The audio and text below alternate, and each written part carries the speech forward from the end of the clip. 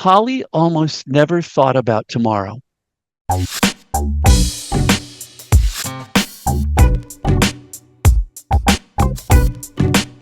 I lived in New York City and I worked in the mailroom at CBS, and I used to get all these invites. So to get all of these, they would toss them. So I would go to these clubs. They're having a birthday party in 1986 for Holly Woodlawn, who's turning 40. It was Holly Woodlawn's 40th birthday celebration at the Palladium. The Palladium in New York City was like the place to go. It had these the staircases that were made out of glass, and the light came up from below. So that's the first time I got to see Holly, but there was such a crowd there that I didn't get to, press the flesh. And I knew that Holly was somebody special, and I knew that Holly was kind of different sexually. I didn't know whether Holly was a guy or a girl or anything. And that's the first time I almost met Holly. And then the time that I did ultimately meet Holly was out here in LA. How long did you live in New York City?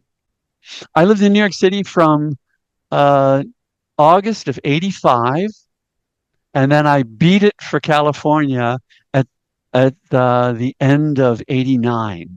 So what happened was I moved out here with a friend, a new friend who I'd met in New York, and her name was Arlene Martell. She played Mr. Spock's wife, T'Pring, on Star Trek. So I met Arlene in New York at the Actors Information Project. And she ultimately said to me, she said, I'm going to go back to Los Angeles. I think you should come with me. That's where all the work is for you.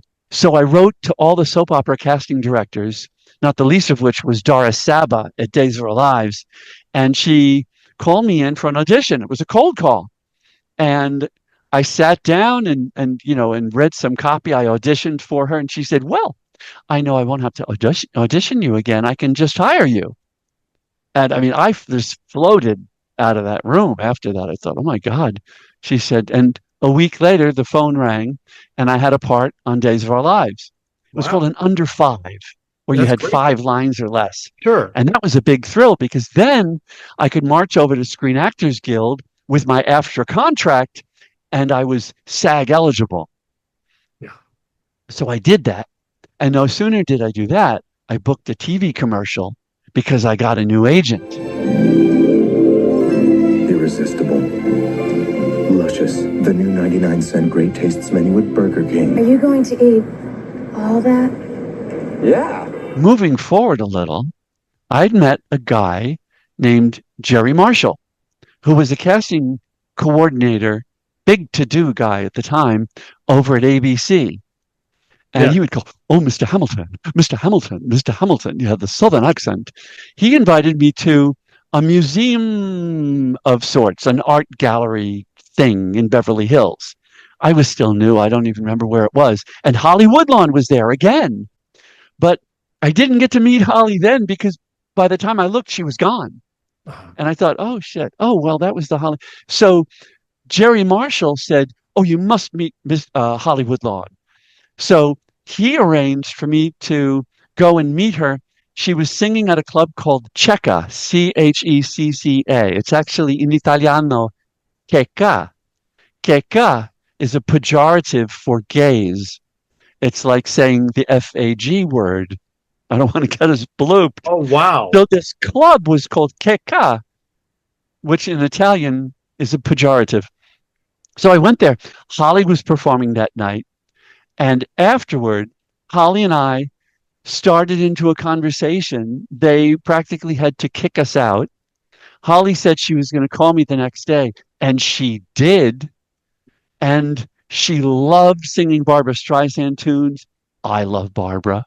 Holly loved that I was just a crazed lunatic like she was about Barbara and all of that.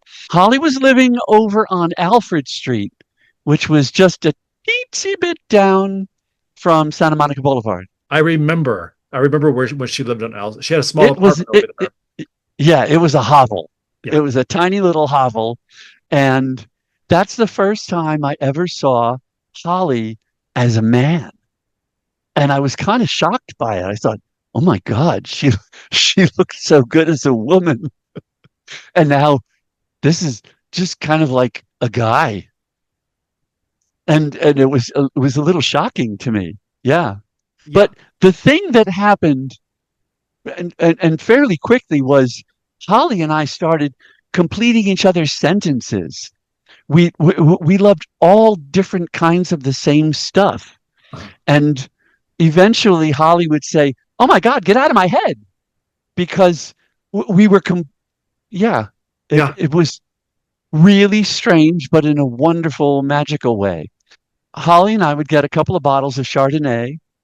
I'd buy a DiGiorno's pizza, and we would scream Barbertunes in my apartment. I would always open the window so that the cigarette smoke didn't kill my dog. Where were you living And at the time? in West Hollywood at Laurel and Fountain, Okay. which Yeah. is a great old building. Yeah. At that time, oh, Holly lived in so many different places. When she lost her apartment on Alfred Street for non-payment of rent. See, here's the thing. I just want to preface it with this. Holly almost never thought about tomorrow, whether she had the money for the rent, the money for food. Holly's refrigerator was almost never stocked with food. She rarely knew where her next morsel was coming from and seemed to be okay with that. That would just panic the hell out of me. Yeah. So, as one would eventually see, Holly would suddenly not have money for the rent and would eventually be tossed out on her behind. So someone would come in and, help her swoop in and help Holly get it together. And I wound up doing that several times.